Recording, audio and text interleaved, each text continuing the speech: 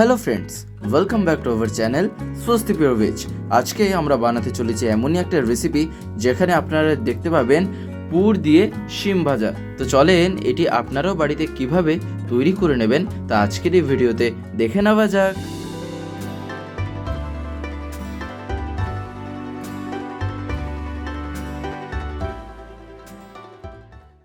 আমরা সব থেকে প্রথমে এখানে শিম নিয়ে নিয়েছি, আশা করি তা আপনারা দেখতে পাচ্ছেন। তো আমরা তারপরে এখানে নিয়ে নিয়েছি হলো নারকেলের পাশে আরেকটা পাত্রে আমরা এখানে আরও যে জিনিসগুলি রেখে নিয়েছি তা হলো ধনেপাতা, আর ধনেপাতার পাশে ওখানে রাখা হয়েছে কিছুটা পরিমাণে লঙ্কা, অর্থাৎ কাঁচা লঙ্কা আর কি। আর তার পাশে আমরা এখানে রেখে নিয়েছি পোস্তর পাশে রেখে নিয়েছি আমরা গোটা জিরে, আর এখানে এটা কালো সর্ষে। তো যাই হোক, এই কয়েকটা জিনিস এখানে নিয়ে নেওয়ার পর এইবারে আমরা এখানে এই যে শিমটা নিয়েছিলাম এই শিমটাকে ভালো মতন করে কেটে নিচ্ছি। কিভাবে কাটা হবে বা এখানে এই শিমটা কিভাবে কাটতে হবে সেটা কিন্তু আপনারা অতি অবশ্যই দেখবেন, না হলে এখানে পুরটা কিভাবে দেবেন তা কিন্তু বুঝতে পারবেন না। তাই এখানে প্রথমে এই শিমটাকে বলতে পারেন মাঝখান থেকে একটুখানি ছুরি দিয়ে আমরা কেটে দিলাম, তারপরে তার ভিতরে যে বীজগুলো থাকে সেইগুলো আমরা বের করে দিচ্ছি। আর এই বীজগুলো কিন্তু আপনারা ফেলবেন না, এটা একটা কাজে লাগবে, যা পুরো তৈরিতেই কাজে লাগে। তাই এখানে সেরকম করে আমরা প্রত্যেকটা শিম একটার পর একটা এখানে কেটে নেব।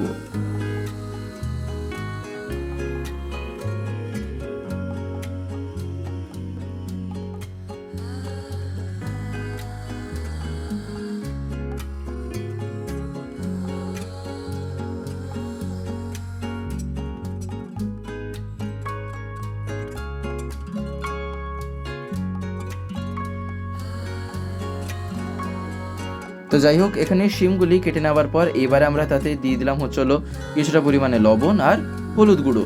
এই দুটো জিনিস দিয়ে দেওয়ার পর এইবারে আমরা ভালো মতন করে এটা একটুখানি মাখিয়ে নিচ্ছি বা বলতে পারেন মিক্স করে নিচ্ছি। অর্থাৎ এই শিমগুলি কিন্তু কাটা হয়ে গেছে আর তার ভিতর থেকে বীজগুলি কিন্তু আমরা বের করে নিচ্ছি। তারপরে আমরা এখানে নুন হলুদ দিয়ে এটা একটুখানি মাখিয়ে নিলাম। তো যাই হোক, এইবারে আমরা এখানে আরেকটা পাত্রে নিয়ে নিচ্ছি সেই শিমের বীজ আর পোস্ত বাটা, তার পাশে রাখা হয়েছে এখানে এটা কাঁচা লঙ্কা, এটা বলতে পারেন যে কালো সর্ষে, সেই কালো সর্ষে গোটা জিরে বাটা, এটা ধনেপাতা। তো যাই হোক, এই কয়েকটা জিনিস এখানে নিয়ে নেওয়ার পর এইবারে আমরা এর উপরে এখানে দিয়ে দিলাম নারকেল। আর নারকেল দিয়ে দেওয়ার পর এইখানে আমরা এর উপরে কিছুটা পরিমাণে আবার দিয়ে দেবো লবণ। তো যাই হোক, আশা করি আপনারা দেখতে পাচ্ছেন যে আমরা এখানে দিয়ে দিলাম লবণ। আর এই লবণ দিয়ে দেওয়ার পর এবারে আমরা এটা ভালো মতন করে একটুখানি মিক্স করে নেব। তবে হ্যাঁ, তার আগে এখানে আমরা সামান্য পরিমাণে হলুদ গুঁড়ো কিন্তু দিয়ে দেবো, তার কারণ দিলে এখানে টেস্টটা আর বলতে পারেন একটুখানি দেখতেও এটা ভালো লাগে। তো এইবারে এখানে আমরা এটা মিক্স করে নিচ্ছি।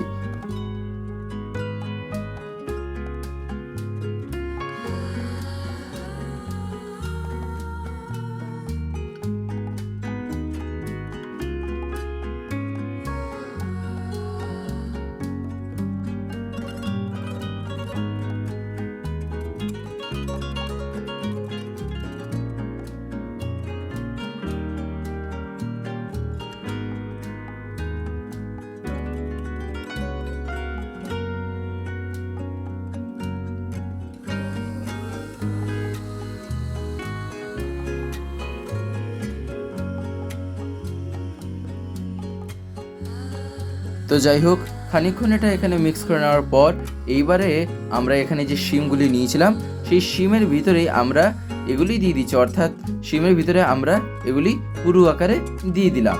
আর তা দিয়ে দেওয়ার পর এইবারে আমরা ভালো মতন করে একটুখানি উপর দিয়ে চাপ দিয়ে এটা বন্ধ করে দেওয়ার চেষ্টা করছি। তো এই রকম করেই আপনারা একই রকমভাবে এই শিমগুলি এখানে বানিয়ে নেবেন বা বলতে পারেন পুর দিয়ে এগুলি এখানে তৈরি করে নেবেন।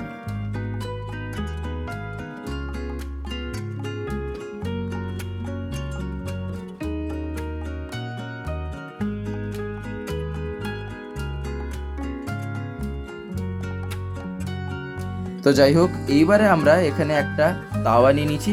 সেই তাওয়াতে আমরা এখানে প্রথমে কিছুটা পরিমাণে তেল দিয়ে দিলাম।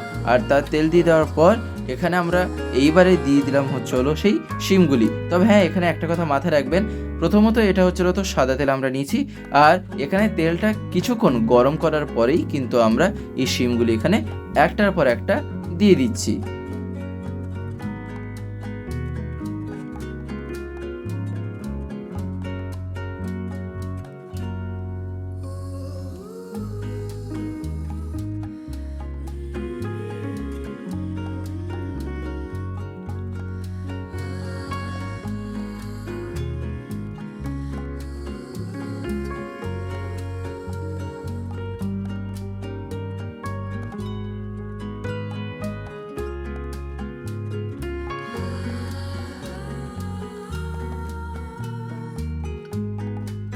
তো যাই হোক, এইরকমভাবে শিমগুলি দিয়ে দেওয়ার পর এইখানে বলতে পারেন এটা প্রায় 5-6 মিনিট মতন ঢেকে রাখতে হয়। আর তারপরে আমরা এখানে এটা একটুখানি খুন্তি দিয়ে উল্টে দেবো। তবে হ্যাঁ, এখানে আরেকটা কথা বলে রাখি, 5-6 মিনিট ঢেকে রাখবেন যদি এখানে আঁচটা কম থাকে। যদি ফুল আঁচে থাকে বা বলতে পারেন আঁচটা যদি মিডিয়ামে থাকে, তাহলে কিন্তু তা এই 4 মিনিটের মধ্যেই বা 4-5 মিনিটের মধ্যেই হয়ে যায়। আপনারা তাই মাঝে মাঝে একটুখানি উঠিয়ে দেখে নেবেন যে তা হয়েছে কিনা। একটু খেয়াল রাখবেন যেন অতিরিক্তভাবে তার নিচের দিকটায় ব্রাউন না হয়ে যায়। যেহেতু এখানে ব্রাউন কালারে দেখতে হয়, সেই জন্যই আপনাদের সুবিধার্থে আমি ওই কালারটা বললাম।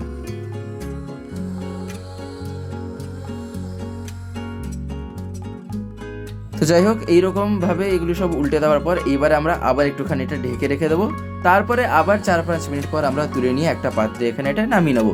আশা করি আপনারা দেখতে পেলেন যে এই পুর দিয়ে শিম ভাজা যে আমরা কীভাবে তৈরি করে নিলাম। আপনারাও বাড়িতে অতি অবশ্যই ট্রাই করে দেখবেন, আশা করি আপনাদেরও খুবই ভালো লাগবে। বিশেষ করে এটা কিন্তু এই শীতের দিনে গরম গরম ভাতের সাথে খেতে দুর্দান্ত লেগে থাকে। তো যাই হোক, আজকের এই ভিডিওটা এবারে আমি এখানেই শেষ করব। শেষ করার আগে আপনাদের কাছে একটি কথাই বলবো, যদি আজকের এই ভিডিওটি আপনাদের ভালো লেগে থাকে তাহলে একটি লাইক করে দেবেন, সবার ভিতরে শেয়ার করে দেবেন, কেমন লাগলো নিচে একটি কমেন্ট লিখে জানাবেন। আর যদি চ্যানেলটিকে এখনো সাবস্ক্রাইব করে না থাকেন তাহলে অতি অবশ্যই চ্যানেলটিকে সাবস্ক্রাইব করে পাশে বেল আইকন প্রেস করে অল করে রাখতে একেবারেই ভুলবেন না। আরও এরকম রেসিপি সবার আগে পাওয়ার জন্য।